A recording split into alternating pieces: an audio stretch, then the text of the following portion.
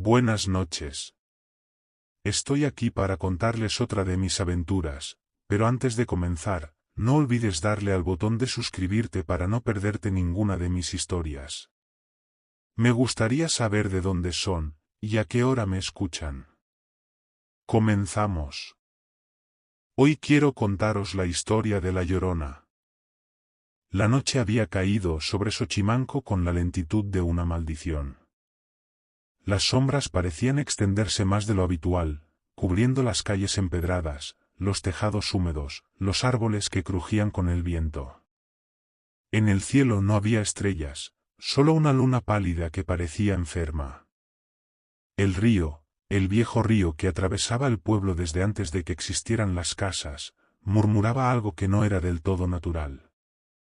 Algunos decían que el agua arrastraba voces. Otros, que el río recordaba. Nadie se atrevía a escucharlo después del anochecer. Don Pedro, el vigilante del puente, era el único que se quedaba despierto a esas horas. Tenía más de 60 años y el rostro marcado por el sol y el alcohol. Esa noche encendió su farol, se ajustó el sombrero y se acomodó sobre su silla de mimbre rota. El aire olía a lluvia vieja y a hojas podridas. El silencio era tan espeso que se podía sentir. Los grillos habían callado. Los perros del pueblo, que solían ladrar toda la noche, permanecían inquietos, escondidos bajo los portales. Algo en la atmósfera presagiaba tormenta, pero no de agua.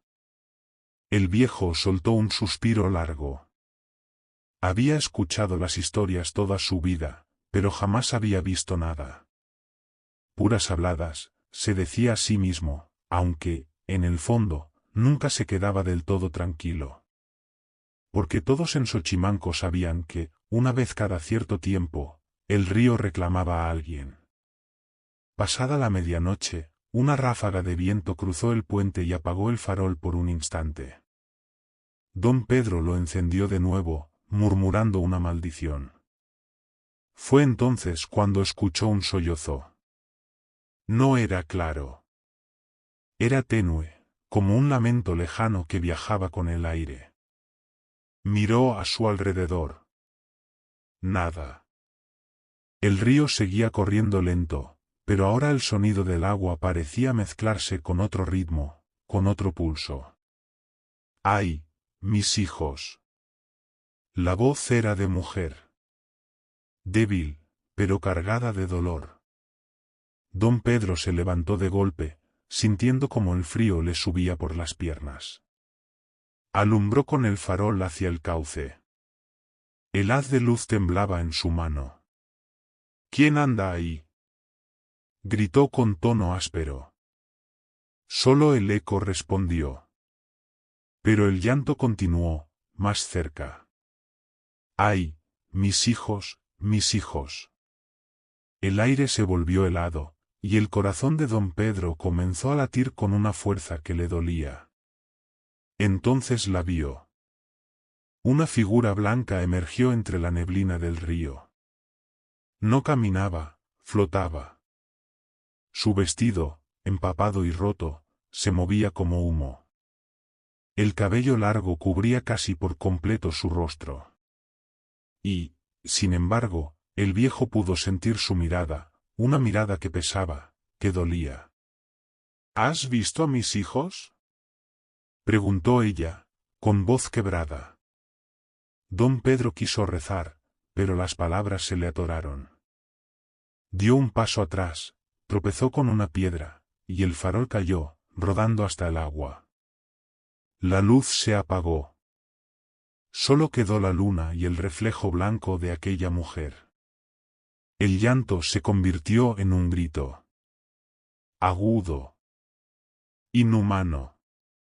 Un lamento que atravesó los huesos del viejo y viajó hasta el pueblo entero. Los perros comenzaron a ladrar como locos. Algunos vecinos se asomaron por las ventanas, pero no vieron nada más que el río brillando. A la mañana siguiente, don Pedro no apareció. Encontraron su sombrero flotando junto a la orilla, su silla de mimbre destrozada, y el farol apagado, cubierto de lodo. Nadie volvió a hablar de eso durante meses. Pero el miedo se quedó. Años después, llegó al pueblo una joven llamada Mariela. Era estudiante de historia en la universidad y estaba recopilando leyendas mexicanas para su tesis. Había oído hablar de la Llorona toda su vida, pero quería separar la verdad del mito, como ella misma decía. Los habitantes la recibieron con recelo. Una muchacha de ciudad, con sus cámaras, sus aparatos y sus preguntas, no inspiraba confianza.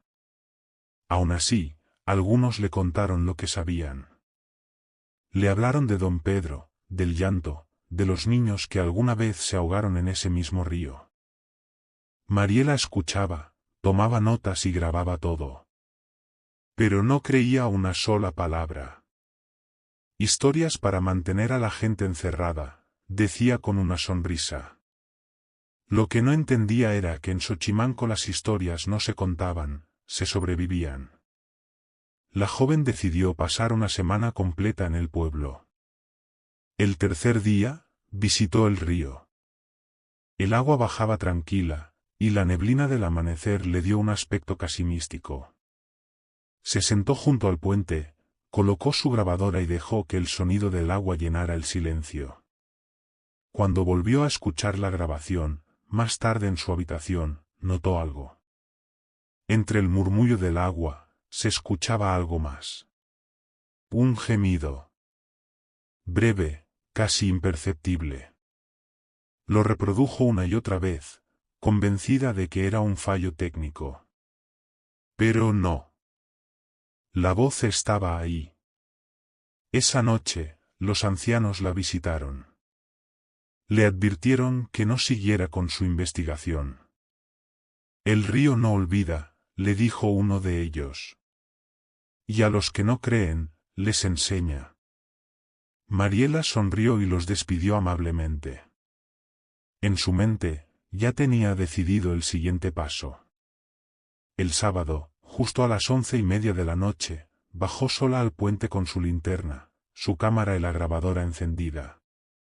El aire era tan frío que le dolían los pulmones. La luna se reflejaba partida en el agua, y las sombras de los sauces parecían moverse por cuenta propia.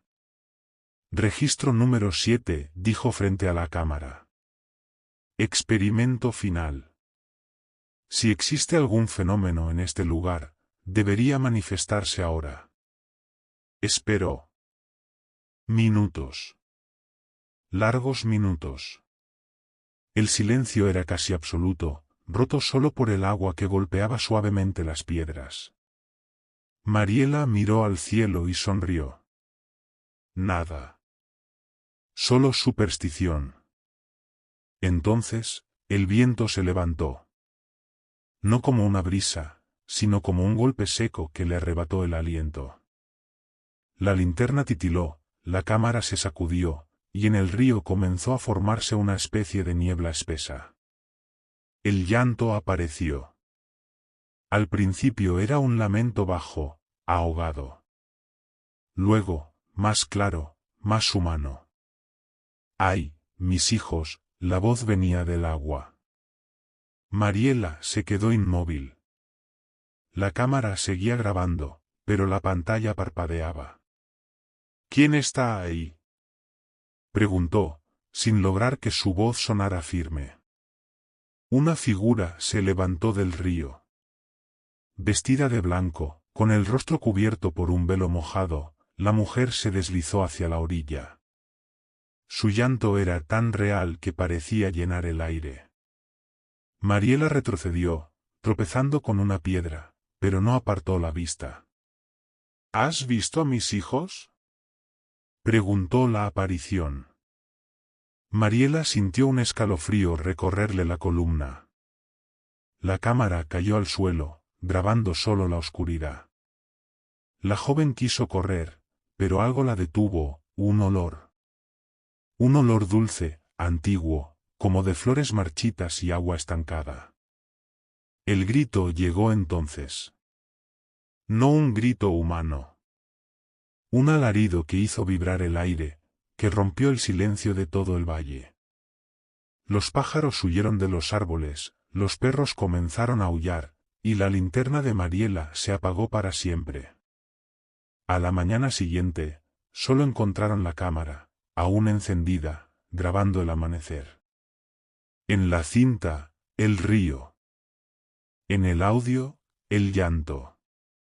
Y al final, la voz de Mariela, susurrando apenas, no están muertos, están con ella.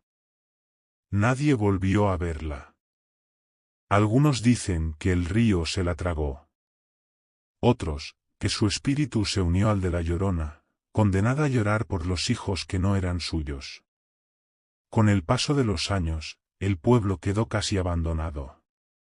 Las casas se llenaron de moho, las ventanas se cubrieron de polvo, y el puente comenzó a resquebrajarse.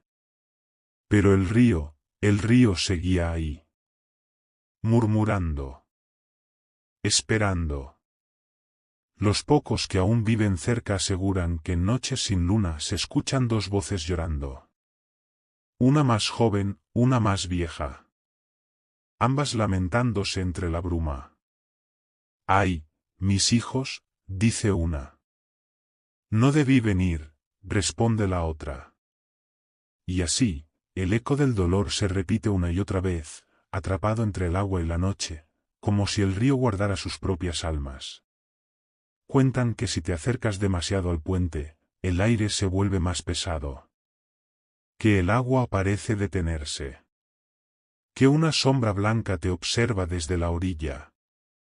Y si te atreves a mirar dentro del cauce, quizás veas tu reflejo, distorsionado, llorando por algo que aún no ha ocurrido. Porque la Llorona no busca solo a sus hijos. Busca compañía. Busca testigos. Busca a quien escuche su dolor para poder compartirlo. Y esta noche, mientras la brisa golpea las ventanas y un gemido lejano se cuela por debajo de la puerta, recuerda esto: si escuchas su llanto cerca, todavía estás a salvo. Pero si lo escuchas lejos, ya es demasiado tarde. Gracias por acompañarme hasta el final. Si quieres seguir escuchándome, suscríbete para no perderte ninguna de mis historias, y ya sabes, dime en comentarios si te ha gustado.